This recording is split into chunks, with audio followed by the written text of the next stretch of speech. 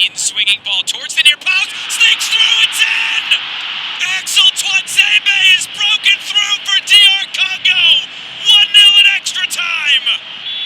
It's words that have never been spoken before. DR Congo is going to the World Cup.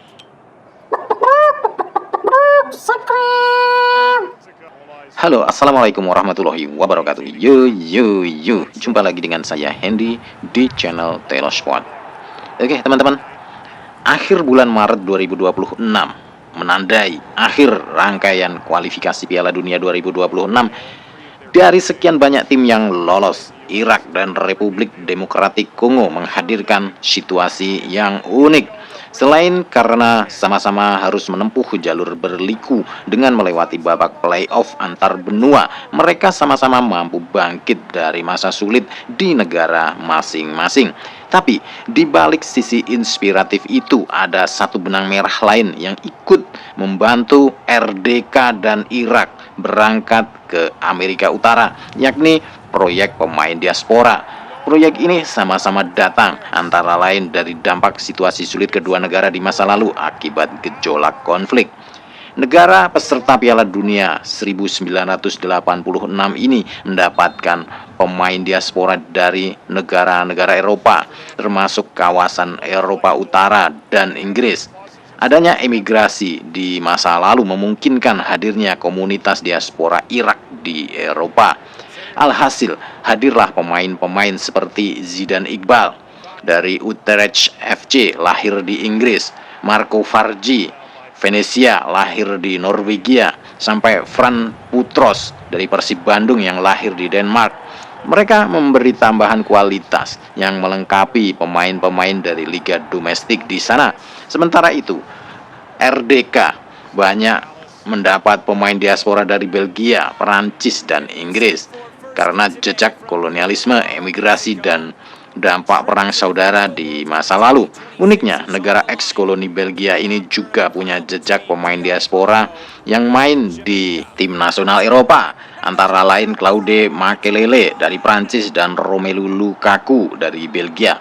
Ketika potensi pemain diaspora ini betul-betul digarap, komposisi tim macan tutul mendapatkan tambahan kekuatan luar biasa. Hasilnya didapat pemain-pemain seperti Yoane Wissa dari Newcastle United, lahir di Prancis, Aaron Wan-Bissaka West Ham, lahir di Inggris, dan Joris Kayembe Genk, lahir di Belgia. Menariknya, karena kualitas liga lokal yang kurang baik, para pemain RDK justru secara alamiah terdorong untuk bermain di luar negeri. Sebagai contoh, Chancel Memba, kapten timnas RDK yang lahir di RDK, sudah merantau ke Eropa di usia belasan sebelum akhirnya menjadi rekan setim Calvin Verdong di Lille. Inilah yang membuat komposisi tim Biru Langit di babak playoff antar benua kualifikasi Piala Dunia 2026 tanpa pemain di liga lokal. Dengan kerangka tim ini juga dua raksasa klasik Afrika, yakni Kamerun dan Nigeria, mampu dikalahkan. Tiket lolos ke Piala Dunia 2026 mampu didapat setelah gol tunggal Axel Tuanzebe memastikan kemenangan 1-0 atas Jamaika di babak playoff antar benua. Meski begitu, baik Irak maupun RDK sama-sama perlu menempuh proses cukup panjang untuk berangkat ke Piala Dunia 2026. Mereka sama-sama mulai membangun pengalaman di babak lanjut kualifikasi. Dari kualifikasi Piala Dunia 2018 dan 2022 ditambah pengalaman kompetitif di turnamen level benua. Di edisi 2018, RDK nyaris lolos dengan hanya kalah 1 poin dari Tunisia di babak kualifikasi. Di edisi 2022, tim peserta Piala Dunia 1974 ini kalah agregat 2-5 dari Maroko di babak akhir kualifikasi.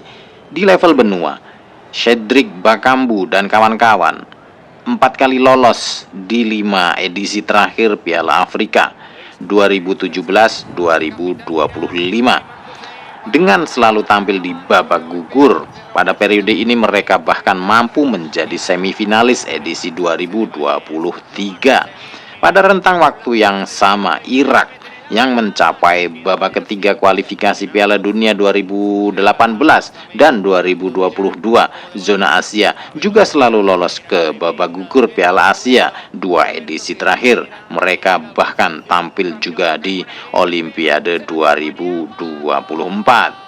Sebelum akhirnya lolos ke Piala Dunia 2026, tim singa Mesopotamia sempat mengalami naik turun performa, tapi berbagai pengalaman sudah didapat, terbukti menjadi bekal yang sangat berharga.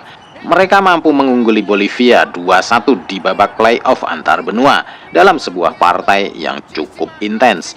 Pada prosesnya, baik Irak maupun RDK sama-sama beberapa kali berganti pelatih dengan sama-sama pernah menghadirkan pelatih kenamaan. Sebelum akhirnya ditangani Sebastien Desabre dari Prancis, negara yang dulu bernama Zaire ini sempat dilatih Hector Cooper dari Argentina.